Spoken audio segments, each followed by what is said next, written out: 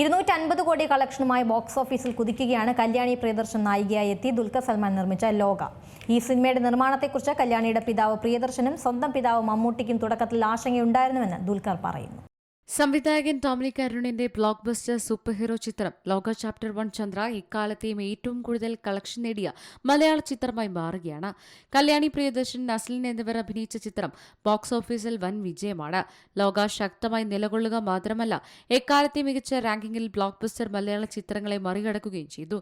ചിത്രത്തിലൂടെ ഇന്ത്യയിലെ ആദ്യത്തെ വനിതാ സൂപ്പർ ഹീറോയായി കല്യാണി മാറി. സമീപകാലത്തൊരു അഭിമുഖത്തിൽ ചിത്രത്തിന്റെ നിർമ്മാതാവ് ദുൽഖർ സൽമാൻ തന്റെയും കല്യാണിയുടെയും അച്ഛന്മാർ ചിത്രത്തെക്കുറിച്ച് ആശങ്കാകുലരായിരുന്നുവെന്നും എന്നാൽ ഇപ്പോൾ അവർ അഭിമാനിക്കുന്നുണ്ടെന്നും പറഞ്ഞു. നീ എന്തിനാണ് ഇങ്ങനെയൊരു റിസ്ക് എടുക്കുന്നതെന്നാണ് പ്രിയദർശൻ ദുൽഖറിനോട് ചോദിച്ചത്.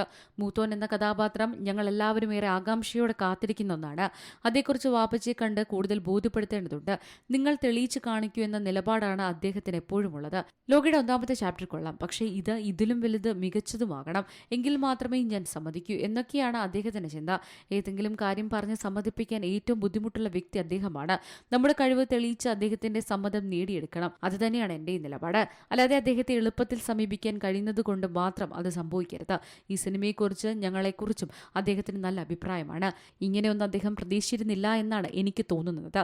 സത്യം പറഞ്ഞാൽ കല്യാണിയുടെ അച്ഛനും അതൊട്ടും പ്രതീക്ഷിച്ചിട്ടില്ല. പാപ്പച്ചിക്ക് സിനിമയുടെ നിർമ്മാണ ചെലവ് ഓർത്തായിരുന്നു ടെൻഷനെന്നും ദുൽഖർ പറഞ്ഞു. Entertainment desk, C Malayalam news. ഏറ്റവും പുതിയ വാർത്തകളും വിശേഷങ്ങളും വിരൽത്തുമ്പിലറിയാൻ സി മലയാളം ന്യൂസ് എല്ലാ ഡിജിറ്റൽ പ്ലാറ്റ്ഫോമുകളിലും ലഭ്യം.